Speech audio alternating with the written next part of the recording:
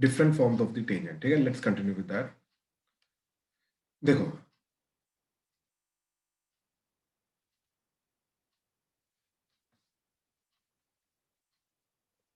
अब सबसे पहले आता है पॉइंट फॉर्म, ठीक है, कि इलिप्स के ऊपर आने वाला एक पॉइंट हमें पता है x1 y1, ठीक है ना। तो इस पॉइंट पे जो टेंजेंट बनेगी उस टेंजेंट की इक्वेशन क्या होगी, ठीक है। तो x square by A square plus Y square by B square that is equal to 1, ठीक है। X square by A square plus Y square by B square equal to 1। तो ये जो एलिप्स है इसके ऊपर एक पॉइंट आ रहा है x1 y1, इस पॉइंट पे जो टेंजेंट बनेगी उस टेंजेंट की इक्वेशन क्या होगी सर, क्या होगी इक्वेशन? सर वो सी स्क्वायर वाली, C square is equal to A square M square plus B square, या पार्शियल डिफरेंशिएशन होगी।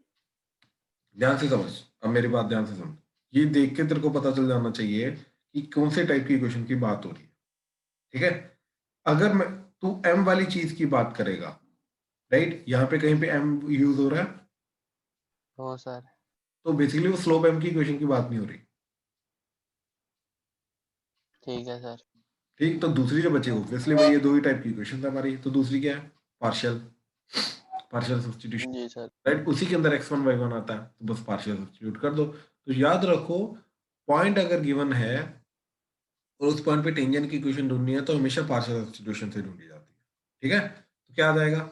X x1 by A square plus y y1 by B square that is equal to 1।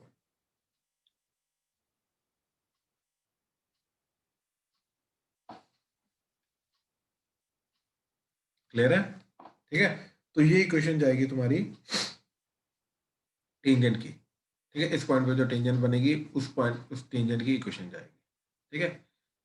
Second is, ठीक, slope form,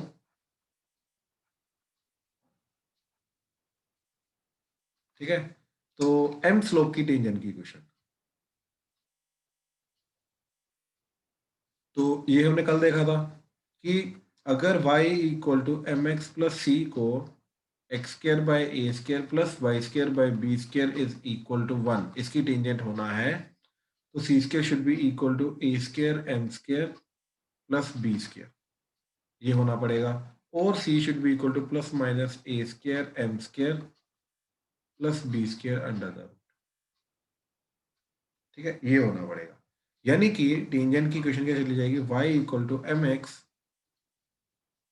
plus minus under root a square M square plus B square, यानी कि ये होना पड़ेगा, तब जाके tangent act करेगा ये स्लोप m का, अदरवाइज।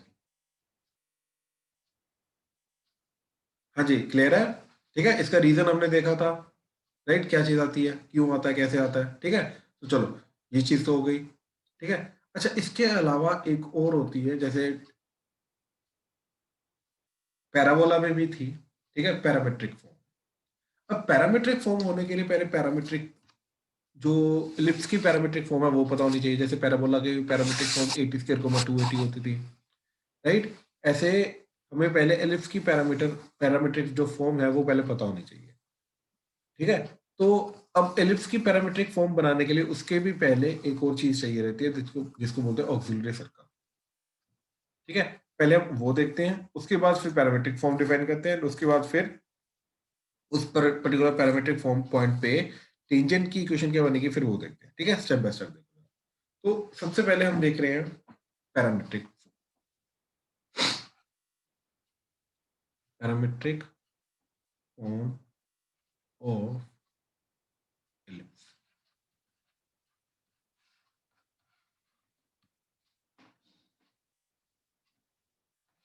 ठीक है।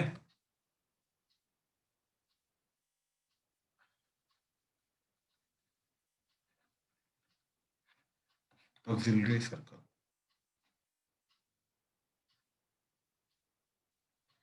ये क्या होता है?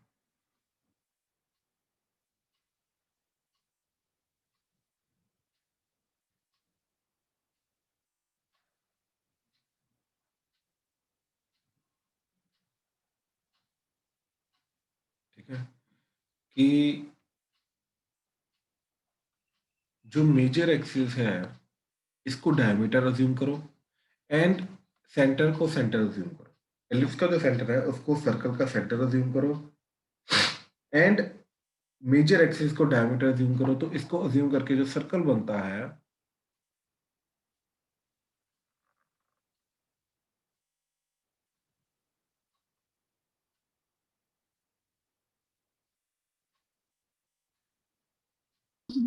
सर ये सर्कल का नाम क्या लिखा? Auxiliary circle. Okay sir. ठीक है, तो इस सर्कल को क्या बोलते हैं, ऑक्सिलरी सर्कल। और ये सर्कल जो बनता है, ठीक है, कैसे बनेगा ऑक्सिलरी सर्कल?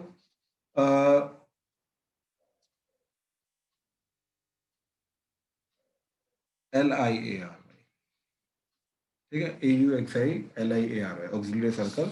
ठीक है, ये बनता कैसे auxiliary circle? Again centre same रहेगा, ठीक है, तुम्हारा जो एलिप्स का सेंटर है वही इस सर्कल का सेंटर रहेगा एंड इस एलिप्स की जो मेजर एक्सिस आ रही है उसको डायमीटर मानते हुए जो सर्कल बनता है उसको बोलते हैं हम ऑक्सिलरी सर्कल। ठीक है, अब इस ऑक्सिलरी सर्कल का फायदा क्या है? ये एक्चुअली में पैरामीट्रिक पॉइंट को डिफाइन करने के काम आता है। ठीक है, अब ये पैरामीट्रिक पॉइंट को अगेन डिफाइन करने के काम कैसे आता है? ठीक है, अब देखो जरा, हमने क्या किया, इसके ऊपर एक पर्टिकुलर पॉइंट लिया। देखो अब इसका रेडियस तो क्या रहेगा? ए। ठीक है, ये ए था, ठीक है, तो ये रेडियस ए हो जाएगा। अज्यूम करो इसका एंगल थीटा है, तो ये पॉइंट क्या चला जाएगा? A cos theta coma A sine theta. ठीक, अब हमने क्या किया, यहां से वर्टिकल लाइन बनाई, जहां पर ये एलिप्स को टकराएगी उस पर्टिकुलर पॉइंट को हमने सेंटर के साथ ज्वाइन किया। ठीक है, तो अब देखो, क्योंकि वर्टिकल लाइन है, ठीक, तो वर्टिकल लाइन पे एक्स क्या रहता है हमारा? सेम।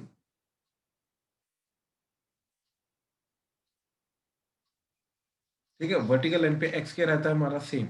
तो ये जो पर्टिकुलर पॉइंट आया, इस पर्टिकुलर पॉइंट का एक्स सेम रहना चाहिए, यानी कि ये होगा ए cos theta coma something Y. अब ये एलिप्स की इक्वेशन को सेटिस्फाई करना चाहिए, क्योंकि अब ये वाला पॉइंट जो है ये एलिप्स पे लाई कर रहा है। तो इसको एलिप्स की इक्वेशन में पुट कर दिया, तो x square by A square plus Y square by B square equal to 1। उसके अंदर हमने A cos theta comma Y डाल दिया, तो ये आ गया A square cos square theta by A square plus Y square by B square that is equal to 1। A square कटा, cos स्क्वायर थीटा उल्टा आ गया, तो Y square by B square equal to 1 minus cos square theta that is equal to sine square theta. तो Y square is equal to cross multiply करके क्या जाएगा तुम्हारा? B square sine square theta, तो Y is equal to B sine theta. Plus minus नहीं, plus ही लेके जाओ, नेगेटिव वाला अपने थीटा के अकॉर्डिंगली मैनेज हो जाएगा। ठीक है, तो ये पॉइंट क्या बन जाएगा? A cos theta comma B sine theta. तो एलिप्स के ऊपर आने वाला इन जनरल जो पॉइंट होता है that is called a cos theta comma B sine theta. तो पैरामेट्रिक पॉइंट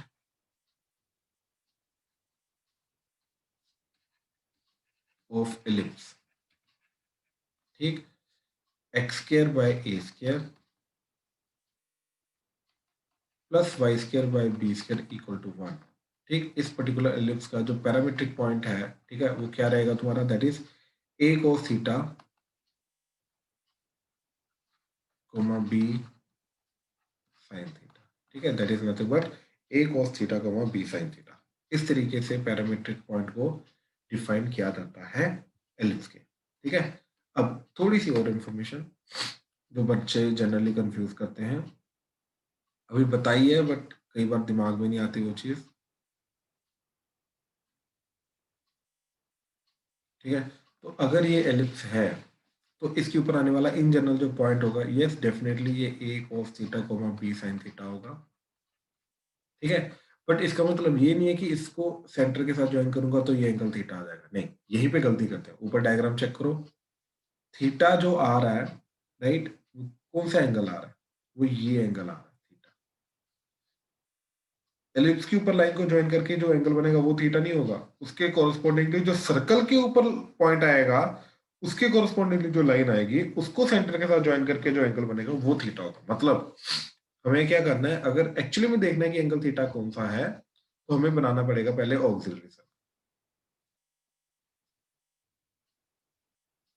फिर यहां से वर्टिकल लाइन बनानी पड़ेगी,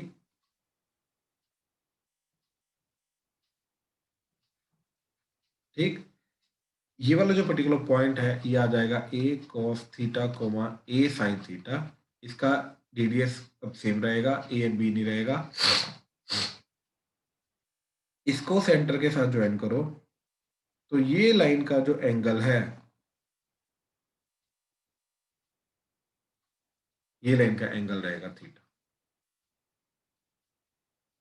ठीक है। याद रखना इसको डायरेक्टली ज्वाइन करके जो लाइन का एंगल बनेगा उस एंगल को थीटा नहीं बोलते हैं, ठीक है। इससे इस पॉइंट का जो कोरस्पॉन्डिंग ऑक्सिलरी सर्कल का पॉइंट होता है वो पॉइंट का जो एंगल होता है उसको बोलते हैं थीटा। बट यस, इस पॉइंट के थीटा के कोरस्पॉन्डिंगली यस तुम्हारा ये वाला पॉइंट का पैरामीट्रिक पॉइंट डिफाइन होता है, तो a cos theta comma b sin theta, ठीक है। तो ये आ गया तुम्हारा एक सर्कल की, एक एलिप्स के ऊपर आने वाला पैरामीट्रिक पॉइंट या parametric form of the circle, parametric form of the ellipse, ठीक है। अब थर्ड जो टाइप जा रही है हमारी, ठीक है, थर्ड टाइप जो जा रही है, थर्ड टाइप क्या है, parametric point of tangent.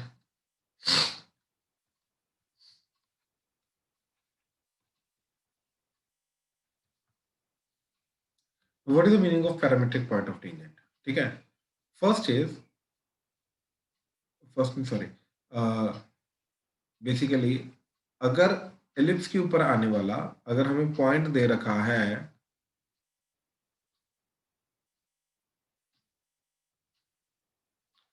A sine theta comma b को a cos theta comma B sine theta, right. इस पॉइंट पे जो टेंजेंट बनेगी, इस टेंजेंट की इक्वेशन क्या रहेगी, वो आ जाएगी A X one by A square plus Y one by B square that is equal to 1, where X one Y one is nothing but this point. तो पुट कर दो, तो X into A cos theta by A square plus Y into Y one यानी कि B sine theta by B square that is equal to A कटा B कटा X by X cos theta by a plus y sine theta by b that is equal to 1। So ये tangent की equation गई जो उस particular point a cos theta by b sine theta पे बनेगी। हाँ जी, क्लियर हुआ? क्या चीज आ रही है? सरब, कृतेश, आर्यन, पिरामिड, यस सर। ठीक है, और उस पे टेंजेंट, गुड गुड, ठीक है। चलो,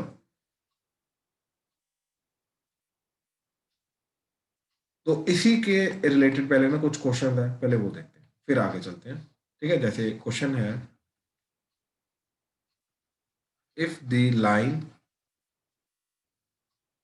3x plus 4y is equal to root 7 touches the ellipse 3x square plus 4y square that is equal to 1, find point of contact, ठीक है। तो वो क्या बोल रहे हैं कि अगर ये जो एलिप्स है, राइट, ये लाइन उस इस पर्टिकुलर एलिप्स की टेंजेंट है, ठीक है। तो इन दैट केस उसका जो पर्टिकुलर पॉइंट ऑफ कांटेक्ट आएगा वो पॉइंट ऑफ कांटेक्ट की मतलब वो पॉइंट ऑफ कांटेक्ट होगा क्या, तो वो बताओ, बात खत्म, ठीक है। तो कभी भी ऐसा क्वेश्चन आ जाए, ठीक है, इक्वेशन दे रखी है और पॉइंट ऑफ कांटेक्ट पूछ रहे हैं, देखो बच्चे के मन में क्या सबसे पहले चीज क्या आती है कि इन दोनों को साइमल्टेनियसली सॉल्व करा लो या पॉइंट ऑफ कांटेक्ट आ जाए, बात खत्म, ठीक है ना। क्या चीज, अगेन अगर ये एलिप्स दे रखा है, ये लाइन दे रखी है, इन दोनों को साइमल्टेनियसली सॉल्व कराऊंगा तो पॉइंट ऑफ कांटेक्ट आ जाएगा, जिस पॉइंट पे ये दोनों टच कर रहे हैं, टकरा रहे हैं, जो भी है, राइट। तो बच्चे इसको साइमल्टेनियसली सॉल्व करने की कोशिश करते हैं और उसमें बहुत गंदा चीज चली जाती है, इतनी भी नहीं जाएगी, हो जाएगा लेकिन फालतू का लेंथ ही चला जाएगा। उससे शॉर्ट मेथड पता क्या है कि अज्यूम करो ये पॉइंट है x1 y1, तो इस पर्टिकुलर पॉइंट पे जो टेंजेंट की इक्वेशन बनेगी इसकी वो क्या जाएगी, 3 as it is x x1, तो x into x1 plus 4 as it is y into y1 that is equal to 1। ठीक है, अब ये जो इक्वेशन है and 3x plus 4y is equal to √7।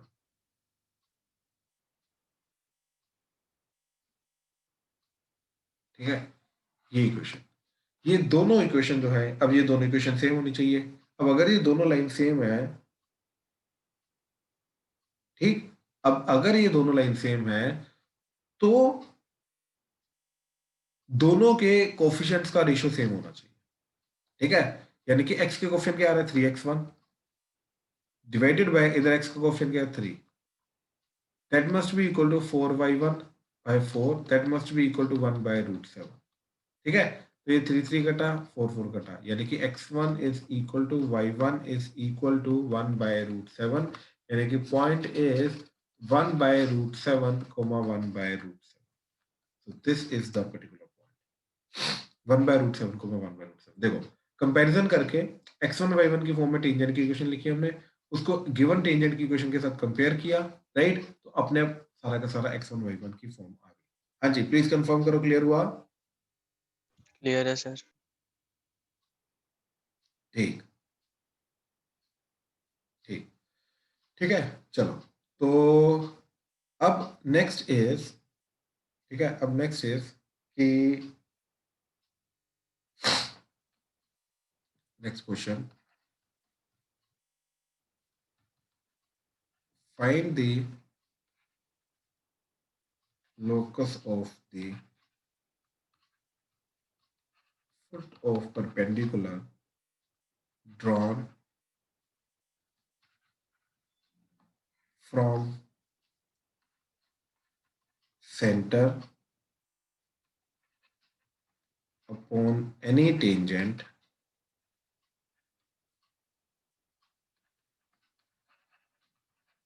to ellipse x square by a square plus y square by b square is equal to 1।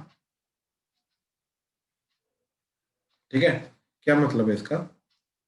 Find the locus of the foot of perpendicular drawn from center upon any tangent to ellipse x square by a square plus y square by b square that is equal to 1। ठीक है, क्या मतलब है इस चीज का? देखो बोल रहा है कि हमारे पास एक एलिप्स है,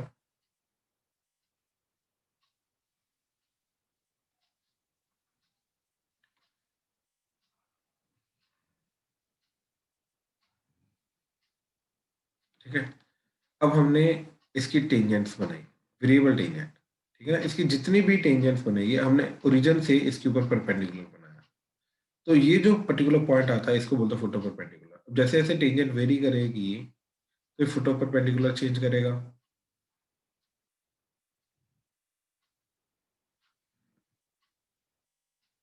ना, ये फुट ऑफ परपेंडिकुलर चेंज करेगा, तो ये जो पर्टिकुलर पॉइंट है इस पर्टिकुलर पॉइंट का लोकस क्या होगा ये बताओ। ठीक है, इस पर्टिकुलर पॉइंट का लोकस क्या होगा ये बताओ। ठीक है, तो ये क्वेश्चन है। अब देखो ऐसे टाइप के क्वेश्चंस देखने में थोड़े अजीब लगते हैं बट एक्चुअली में सिंपल होते हैं। ठीक है, अब इस क्वेश्चन को अप्रोच करने के लिए हम क्या करेंगे, विल अज्यूम कि ये पहले तो ये बताओ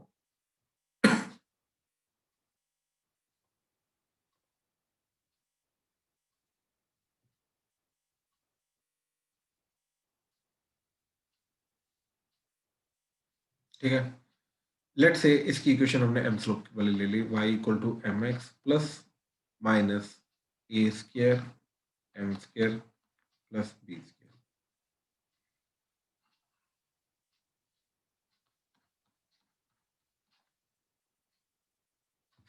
ठीक है, अच्छा अब देखो कहने का मतलब यह है कि इसकी स्लोप m है तो इसकी स्लोप जो परपेंडिकुलर लाइन है इसकी स्लोप -1 बाय m रहेगी इन दैट केस, राइट, और ये ओरिजिन से पास करिए तो इस पर्टिकुलर लाइन की इक्वेशन क्या हो जाएगी, y is equal to M x और इसका स्लोप क्या -1 बाय m, तो ये आ जाएगा ये। ठीक है, ओके, अब इन दोनों को साइमल्टेनियसली सोल्व करके जो पॉइंट आ रहा है h को मार के उसी पॉइंट का लोकस चाहिए, यानी कि इन दोनों को साइमल्टेनियसली सोल्व करना है एंड साइमल्टेनियसली सोल्व करके जो पॉइंट आएगा उसका लोकस चाहिए एंड बेसिकली इन दोनों को साइमल्टेनियसली सोल्व करके एलिमिनेट किसको करना है। ठीक है, जो चीज गिवन नहीं है, कौन सी चीज गिवन नहीं है, m, तो हमने क्या किया इधर से m को निकाला, इधर से m की वैल्यू क्या आ रही है, इधर से m की वैल्यू आ रही है माइनस एक्स बाय वाई, और ये m की वैल्यू को हमने इधर डाल दी। ठीक है, तो ये m की वैल्यू को जैसे ही इसके अंदर डाला तो क्या चीज आ गई, it is y is equal to minus x by y into x plus minus under the root of a square m square. M square का मतलब इसका स्केयर किया, तो इसका स्केयर करके क्या आ रहा है, x square by y square plus b square. ठीक है, तो ये x इधर मल्टीप्लाई के एक्स स्केयर हो जाएगा। अब ये सब कुछ हटाने के लिए, सही करने के लिए इधर इसको इधर लेके एंड स्केयरिंग कर दी, तो क्या आ गया, y plus x square by y equal to plus minus under the root of a square x square by y square plus b square. Squaring कर दी,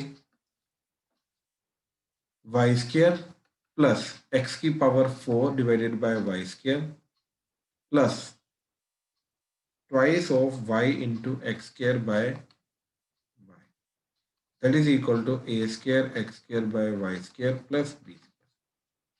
ठीक है, ये चीज हमारी सारी की सारी बन के आ गई। और देखो ये y y कटा, ठीक, इधर एलसीएम ले लो तो ये आ जाएगा A square X square plus B square Y square. ठीक है, इधर एलसीएम लिया तो ये आ जाएगा y की पावर 4 प्लस एक्स की power 4 plus 2x square Y square divided by y square. ये वाई स्क्वायर इधर वाई स्क्वायर के साथ कटा, तो जो बचा वही इक्वेशन है हमारी।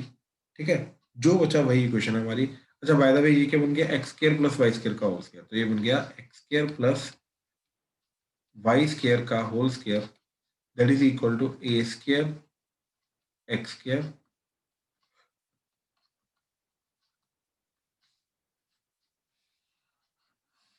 Plus B square Y square. तो दिस इज द, M वाला क्या था एक बार, हाँ जी, M वाला क्या किया था एक बार बताना। हमने दूसरी वाली लाइन से m की वैल्यू निकाली, उसको इसके अंदर पुट कर दिया, दैट्स इट। तो पुट करने के बाद ये चीज बन गई हमारी, m एलिमिनेट हो गया और ये दोनों को साइमल्टेनियसली सोल्व करके आया, राइट। तो यही पॉइंट ऑफ इंटरसेक्शन का लोकस होगा, बात करता हूँ। सर ठीक है ना, तो ये हमारा क्या बन गया, X square plus Y square का whole square that is equal to A square X square plus B square Y square. So this is the locus. ठीक है, अब देखने में ये क्या चीज जाएगी क्या नहीं जाएगी, we don't know that part yet. ठीक है, क्यों, क्योंकि ये थोड़ी चीज जो ग्राफ है, this is not known graph. ठीक है ना, तो बस जो भी है वो ऐसा ही रहेगा, बात करता हूँ। ठीक है ना, जो भी है वो ऐसा ही रहेगा। ठीक है, बात करो, चलो अब आगे देखते हैं, अब आगे देखते हैं। ठीक है, नेक्स्ट क्वेश्चन इज, इसमें डाउट है बोल दो।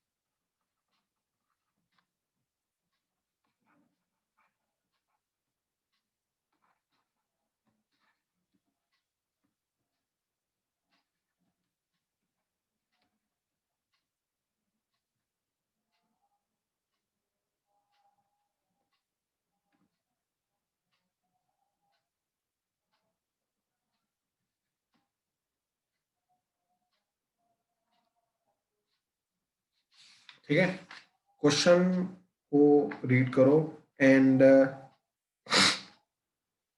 इस चीज को समझने की कोशिश करो क्या बोल रहा हूँ। ठीक है, लाइन फिक्स दे रखी है, ध्यान से देखो, यहाँ पे ए एंड बी चेंज करेंगे तो एलिप्स चेंज करेगा, तो यानी कि एलिप्स बहुत सारे बन सकते हैं, और वो सारे के सारे एलिप्स जो है वो इस लाइन को टच करने चाहिए, यानी कि this line should act as the tangent of all those ellipse. अब क्वेश्चन क्या बोल रहा है, ठीक है, ध्यान से देखो, ये लाइन, ठीक है, y is equal to 3x plus 2। अब देखो, जो पैराबोला बनेगा, सॉरी एलिप्स बनेंगे, वो ऐसा भी बन सकता है, ठीक है, वो ऐसा भी बन सकता है, ठीक है, वो ऐसा भी बन सकता है। तो कहने का मतलब एलिप्स बहुत सारे बनेंगे जो इस लाइन को टच करके जाएंगे, वो ऐसा भी बन सकता है ना। तो एलिप्स बहुत सारे बनेंगे, लेकिन ये सारे के सारे जो एलिप्स है उनका एरिया ए और बी वेरी करेगा, तो एरिया भी वेरी करेगा, राइट। तो मैक्सिमम एरिया ऑफ जो एलिप्स होता है वो बताना है। अच्छा, by the way area of ellipse की वैल्यू क्या होती है, इस जो ये जो एलिप्स बनेगा इसका जो एरिया होगा वो होगा पाई ए बी, ठीक है, ये होगा पाई ए बी, ठीक है। बेसिकली पता क्या होता है, x square by A square, sorry x square plus Y square is equal to A square, ये होता है सर्कल, इसका एरिया होता है पाई ए स्क्र, ठीक है। अब जैसे ही इस ए स्क्र को मैं नीचे लेके आता हूँ, राइट, तो ये बन गया x square by A square plus Y square by A square that is equal to 1, तो एरिया पाई ए स्क्र। अब एक ए की जगह अगर हम बी स्क्र कर देते हैं तो एलिप्स बन जाता है, तो यहाँ पर जो ए स्क्र आ रहा है उसको लिखा दो ए की फॉर्म में, और एक ए को मैंने बी कर दिया, तो ये एरिया ऑफ एलिप्स बन जाता है। तो इस तरीके से अगर याद रखोगे तो कभी भूलेगा नहीं, ठीक है। तो pi A B is the area of ellipse, यानी कि हमें मैक्सिमम वैल्यू चाहिए जो ए बी की पॉसिबल होगी अंडर दिस कंडीशन, ठीक है। Under this condition maximum value of A B की जो वैल्यू होगी वो हमें चाहिए, ठीक है। अच्छा, चलो, तो अब ध्यान से देखो इस क्वेश्चन को कैसे प्रोसीड करेंगे। तो बेसिकली अगर ये लाइन इस की टेंजेंट है, तो यानी कि m equal to 3 and c is equal to 2, ये इसकी टेंजेंट होनी चाहिए। m equal to 3 and c equal to 2 इसकी टेंजेंट होनी चाहिए। तो इक्वेशन बेसिकली कंडीशन क्या होती है, याद करो, C square equal to A square M square plus B square, ठीक है। ये जो है ये इसकी टेंजेंट की कंडीशन हो जाएगी। तो क्या बनेगा हमारा, सी स्क्र की वैल्यू क्या आ गई 4, that is equal to A square की वैल्यू क्या आ जाएगी, A square as it is, M square की वैल्यू आ जाएगी 3 का स्क्र 9 प्लस बी स्क्र, ठीक है। तो 4 is equal to 9 A square plus B square, this is the condition. Now under this condition we need to maximize the A B. अब कैसे मिलेगा, दैट इज एम जी। तो 9 A square plus B square by 2 that should be greater than equal to under the root of इन दोनों का product, तो 9 A square into B square, तो 9 A square plus B square by 2 that should be greater than equal to 3 A b, ठीक है। 9 का square root 3, ए square का ए, B square का बी, तो 3 ए बी। अब देखो 9 A square plus B square की वैल्यू क्या है 4, तो इधर 4 पुट किया, तो 4 बाय 2 कितना हो गया 2, तो 2 is greater than equal to 3 A B, और A B is less than equal to 2 by, यानी कि ए बी की मैक्सिमम वैल्यू क्या जाएगी, मैक्सिमम वैल्यू जाएगी इक्वल टू 2/3, ठीक है ना। बेसिकली 2/3 से कम कब रहेगा, तो पाई ए बी जो होगा इसको पाई से मल्टीप्लाई कर दिया, तो pi A B is less than equal to 2 पाई/3। तो in this case maximum area possible is 2 पाई/3, this is the maximum area possible. हाँ जी, ध्यान से ऑब्जर्व करो क्या किया, ठीक है। कोई भी पॉइंट नहीं समझ में आ रहा तो प्लीज बताओ, please.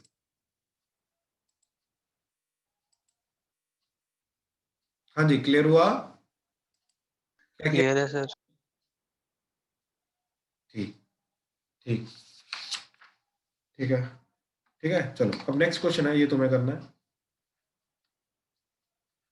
Prove that tangents at the end points of latest rectum intersect on the corresponding directrix, ठीक है। पहले खुद सोचो सारा का सारा क्या बोला क्वेश्चन, ठीक है, करो।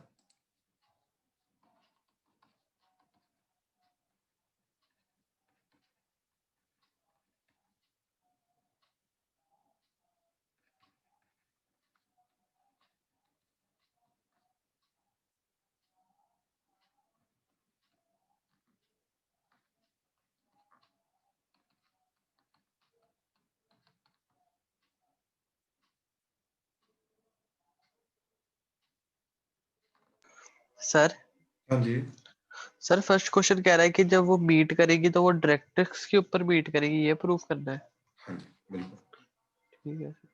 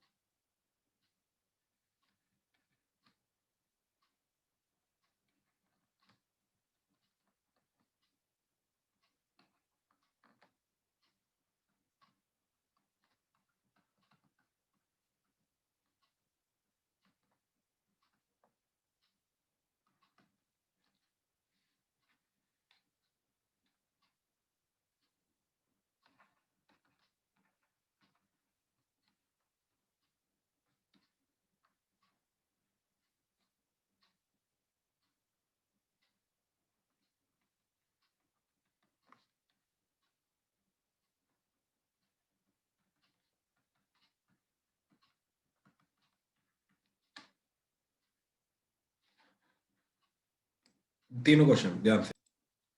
तो फर्स्ट क्वेश्चन में कृतेश, हाँ जी भाई कृतेश, हाँ जी सर। कितने हुए? सर मैं ड्राइव पे हूँ, मैं कुल्लू जा रहा हूँ तो अभी क्वेश्चन मैंने करे नहीं है, क्वेश्चन समझे हैं। अच्छा, साथ साथ में देख रहे हैं। हाँ जी सर। Okay okay. तो फर्स्ट क्वेश्चन क्या बोल रहा है कि and point of latus rectum पे जो टेंजेंट्स बनेंगी वो कहाँ पे टकराएंगी? डायरेक्ट्रिक्स के ऊपर, ठीक है।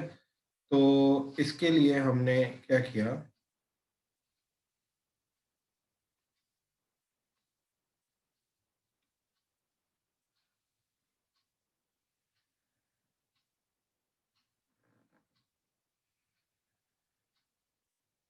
ठीक है। तो एंड पॉइंट्स क्या होता है लेटेस्ट रेक्टम के? A e comma b square by a comma minus b square by. यहाँ पे जो टेंजेंट बनेगी एंड यहाँ पे जो टेंजेंट बनेगी ऐसे डायरेक्ट्रिक्स के ऊपर जाके टकराएगी, ये हमें प्रूव करना है, ठीक है। तो यहाँ पर हमने टेंजेंट बनाई पहले, ठीक है, T1। तो T1 की क्या आ जाएगी? x(x1) x इंटू x1 की value a e by A square plus y into y1 यानी कि b square by a divided by B square that is equal to 1। तो एक ए कटा, ये बी स्क्र कटा, तो इक्वेशन आ गई x e x by a plus y by a that is equal to 1, ठीक है। ऐसे ही T2 की इक्वेशन क्या आ जाएगी? सिर्फ ये y वाला चीज नेगेटिव हो जाएगी और कुछ नहीं, ठीक है ना, बाकी x सेम रहेगा, यानी कि यहाँ पर नेगेटिव आ जाएगा। तो e x by a minus y by a that is equal to 1। अब इन दोनों को साइमल्टेनियसली सॉल्व करके देखो क्या आ रहा है। दोनों को ऐड कर दिया तो 2, ये दोनों ऐड हो जाएंगे और ये दोनों कैंसिल हो जाएंगे, वाई वाले कैंसिल हो जाएंगे। तो 2e(x by a is equal to 2 कटा, ठीक। तो x की वैल्यू आ गई a बाय, ठीक है। तो x की वैल्यू आ गई a बाई, x की वैल्यू a बाई ई मतलब ये a बाई ई जाएगा, कोमा, और y की वैल्यू के लिए इधर a बाई ई पुट किया, तो e by a into a by e plus y by a that is equal to 1। ये e कटा, ये कटा 1, 1 कटा, तो y is equal to a, ठीक है। Sorry, y equal to 0, y equal to 0, ठीक है ना। ये कटेगा, 1 कटेगा तो 0 बचेगा, क्रॉस मल्टीप्लाई करके 0, तो y की वैल्यू 0 आ गई। So point is a by E coma 0, yes, which lies on the directrix. क्यों? क्योंकि डायरेक्ट्रिक्स की इक्वेशन ही क्या होती है? x equal to a by e, ठीक है ना। तो yes, it lies on the directrix. तो this was your first question, ठीक है। सेकंड इज कि if any point cuts off intercept, ठीक है, ठीक है। देखो क्या बोल रहा है कि कोई टेंजेंट है हमारे पास,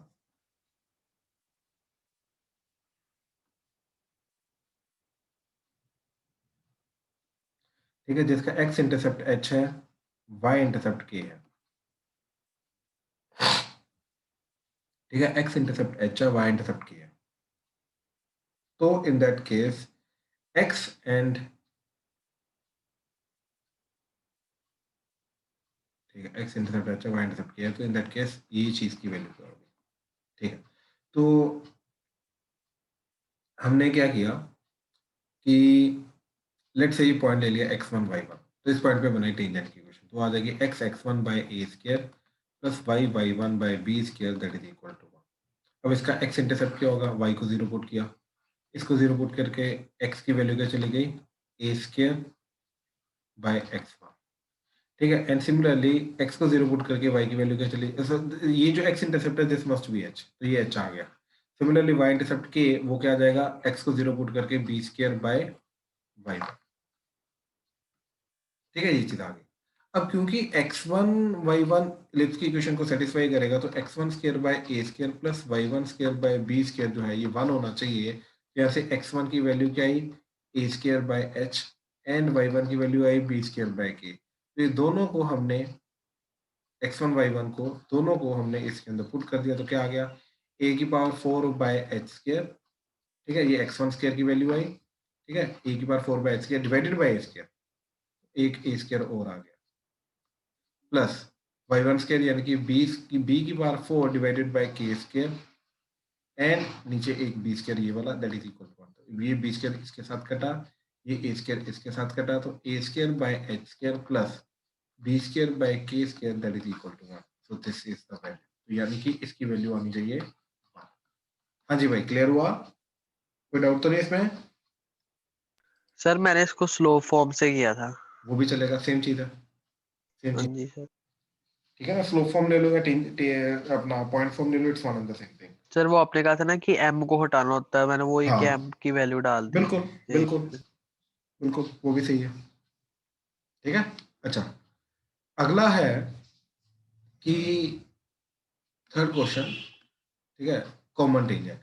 तो ये याद रखना, ये कॉमन टेंजेंट का कंसेप्ट है, ठीक है, ये काफी बार यूज होता है, तो ध्यान से देखो क्या करोगे इसके अंदर। थर्ड क्वेश्चन के अंदर अब कॉमन टेंजेंट होगी, तो एक हमारे पास सर्कल है, इसका रेडियस 2 है,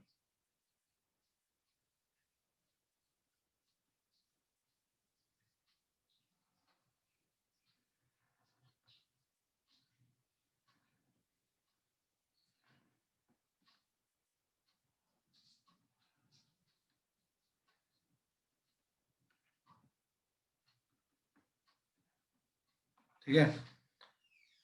अच्छा, एक्चुअल में इसकी कॉमन टेंजेंट नहीं बनेगी यार,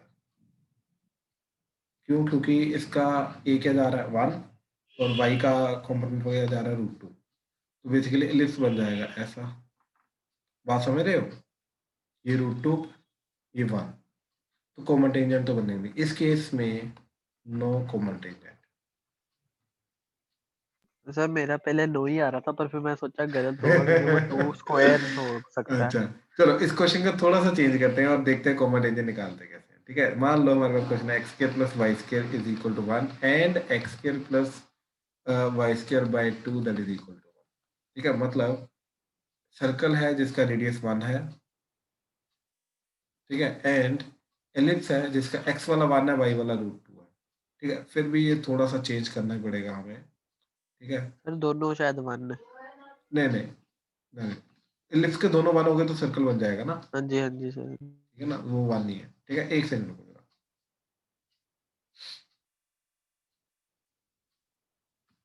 इसको ऐसा ले लो,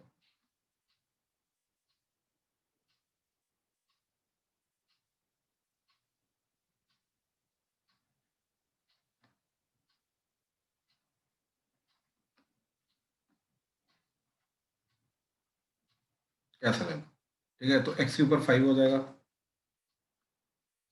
वाई के ऊपर 3 हो जाएगा,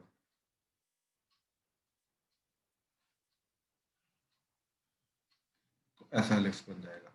अब सर्कल ले लो 16, तो सर्कल का रेडियस है 4, सर्कल का रेडियस 4 मतलब यहाँ पे यहाँ पे यहाँ पे यहाँ पे,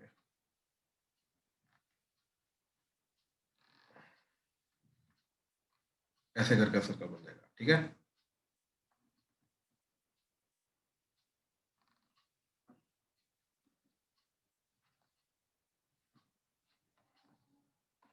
हाँ जी भाई, क्लियर हुआ? ठीक है। Yes sir.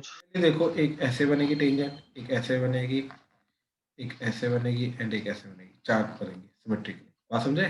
अब इनकी इक्वेशन निकालनी कैसे है, तो हमने क्या किया, सर्कल की एम स्लोप की टेंजेंट की इक्वेशन, वो आ जाएगी y is equal to M x plus minus under the root of a क्या इसका 4 under the root of m square plus 1। इसकी एम स्लोप की टेंजेंट की इक्वेशन ली, वो आ जाएगी y equal to M x plus minus under the root of a square M square, a square क्या आ रहा है 25, तो 25 m square plus B square that is 9, that's it. अब अगर ये दोनों इक्वेशन सेम है तो देखो ये सेम आ रहा है, ये सेम आ रहा है, तो ये वाला पार्ट सेम होना चाहिए, यानी कि 4 plus minus 4 under the root of m square plus 1 that should be equal to plus minus under the root of 25 m square plus 9। I hope clear हुआ, ठीक है। तो दोनों की एम स्लोप की टेंजेंट की इक्वेशन निकाल के हम उनको कंपेयर कर लेंगे, तो करेंगे 16 m square plus 16 that is equal to 25 m square plus 9, तो ये इधर आया 25 minus 16 9 m square, 16 minus 9 that is 7, तो एम की वैल्यू प्लस माइनस √7/3, ठीक है। अब ये वाली वैल्यू पकड़ के इसके अंदर पुट कर दो, ठीक है, तो इक्वेशन आ जाएगी। क्या आएगी equation? y is equal to M x plus minus under the root of a square, I think 4 था, हाँ 4 times m square plus 1। M square की वैल्यू क्या आ रही है? 7/9, तो इधर तो 7/9 आ गया, ठीक है, और इधर एम की वैल्यू प्लस माइनस √7/3। अब देखो 4 कॉम्बिनेशन आएंगे, plus plus plus minus minus plus minus minus, ठीक है ना, तो अपने आप इक्वेशन आ जाएंगे। तो क्या इक्वेशन है? y equal to plus minus √7x/3 plus minus 4 into, ठीक है, ये आएगा 4/3, तो 16/3 आ गया, बात खत्म। और 3 कॉमन एलसीएम लेके क्रॉस मल्टीप्लाई कर दिया, तो 3 इधर आ गया, ठीक है। तो yes, these are the 4 equations. बात समझे भाई सर आप कैसे करना है? हाँ जी सर। चलो ठीक ठीक ठीक। सर वो जो हाँ एक जी, ऊपर क्वेश्चन था, अगर उसके 2 के स्क्वायर होता, 2 का स्क्वायर होता उसके नीचे, तो फिर 2 टेंजेंट ही आती ना? बिल्कुल बिल्कुल। ठीक है सर। ओके, चलो आज का यहीं पे खत्म करते हैं, ठीक है, थैंक यू।